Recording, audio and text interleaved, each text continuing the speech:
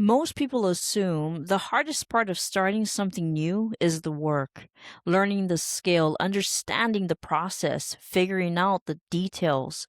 But more often, the hardest part shows up much earlier than that. It happens in the moment right before something becomes real. And like we've discussed in the last episode, it's the moment when something that has only existed as an idea suddenly becomes visible. And visibility changes things. Because the moment something becomes visible, it also becomes possible for other people to see it, to react to it, to question it, or to form opinions about it. And for a lot of people, that moment is where hesitation begins. Not because they lack ability, but because being seen requires a different kind of courage. And that's what I want to talk about today. Because the first step most people struggle with is rarely about knowledge, it's about visibility. I'm Karen, and this is The Rewrite, a podcast about finding the courage to pursue the life you already know you're meant to live. In the previous episodes, we've talked about something many people recognize at some point in their lives. That feeling that something isn't quite aligned, not that life is falling apart or that everything is broken, but a quiet awareness that something inside you knows there may be more you're meant to do or become. In episode 2, we talked about the hidden cost of waiting, and in episode 3, we talked about the realization that it's not too late to begin, but movement does matter. And today, I want to talk about something that happens right after that realization, the moment when the idea of beginning becomes real. Because that moment is where many people start overthinking the very first step. Now, I've noticed something interesting over the years when people talk about starting something meaningful, myself included. Whether it's a business project, a creative project, or a new direction in life. Often, the conversation begins with so much enthusiasm. They have ideas that they've thought about for years, and sometimes they've even researched it extensively. They've watched videos, read articles, followed people who are doing something similar. And if you ask them about it, they can describe the idea in great detail. But when the conversation shifts to something like, when are you going to start? Or even, what's your next step? That's where things often begin to slow down. Because for some people, they haven't started yet. And for others, they may have started, but they find themselves circling the same place, unsure how to move forward. And in both cases, something similar tends to happen. The mind begins to fill with questions. What if I'm not ready yet? What if I don't do it right? What if people don't take it seriously? And what if it fails? And at first, those thoughts don't seem unreasonable. But what they often do is delay the moment when something actually begins. So instead of beginning imperfectly, people keep preparing. They keep researching. They keep refining the idea in their head, sometimes for months, even years. All while the thing they want to begin stays safely in the realm of possibility, and possibility is comfortable. And the longer it stays there, the easier it becomes to keep analyzing it instead of moving toward it. People start overthinking the process before they've even taken the smallest step to begin. Now, that doesn't mean we ignore wisdom. Beginning something meaningful should involve thoughtful consideration, learning, and for many of us, taking it to God in prayer, seeking clarity, direction, and peace in how we move forward. And at some point, preparation has to turn into action, where what you've reflected on, what you've prayed through, has to become something you step into. Because eventually, movement has to enter the picture, even if that movement is small.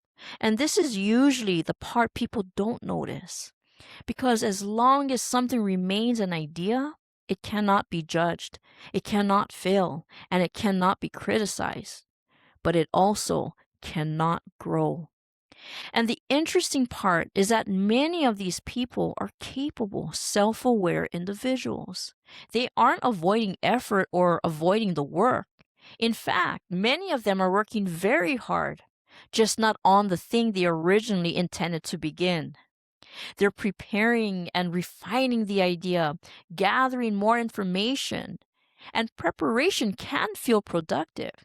But there's a quiet difference between preparing to begin and postponing the moment when something becomes real. Because the moment something becomes real, it becomes visible. And visibility changes the emotional stakes. Now, when I began preparing to start this podcast, I noticed something about myself that I think many people experience in different ways. Learning the technical parts was a little intimidating. Getting the right equipment, learning the software, understanding how it all works.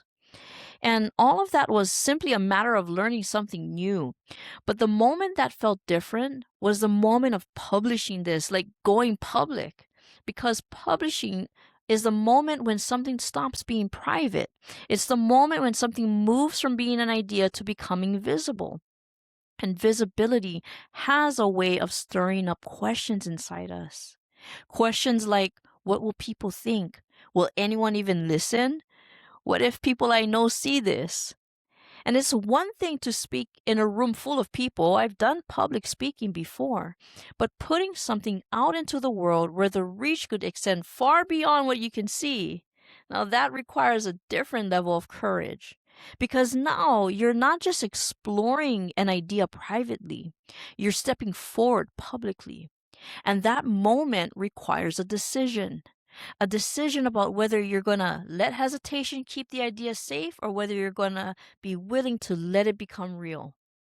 One of the reasons the first step feels so big is because we tend to imagine the entire journey at once. We imagine the end result, and sometimes not in a way that serves us to manifest what we truly desire, but rather we imagine all the things that could go wrong. We imagine how long it might take, and in doing so, we unintentionally make the beginning feel much larger than it actually is. But beginning something meaningful rarely requires certainty. It rarely requires perfect confidence, and it rarely requires knowing exactly how everything will unfold. More often, the beginning is simply a moment of willingness, a willingness to take the first visible step. And once that step happens, something interesting begins to change. Clarity begins to develop, confidence begins to grow, experience begins to replace speculation. Because movement has a way of revealing things that thinking alone never can. And that's why the first step matters so much. Not because it solves everything, but because it shifts you from imagining a different life to actively participating in creating it. Now, if you think about your own life for a moment, there may be something that comes to mind right away. Something you've thought about doing, something you've considered exploring, something you once told yourself you would eventually begin. It might be something large, or it might simply be a skill you've always wanted to develop, a project you've thought about for years, or even a conversation you know you need to have. And sometimes the hesitation around that first step can feel bigger than the step itself.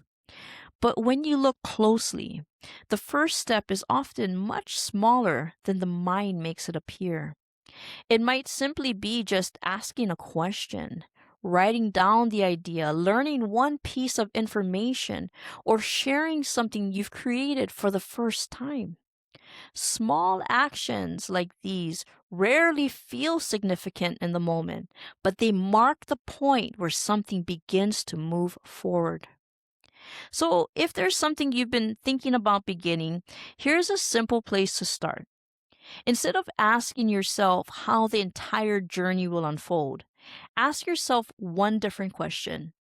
What is the smallest step I could take this week that would move this forward? Not next year, not someday, just this week.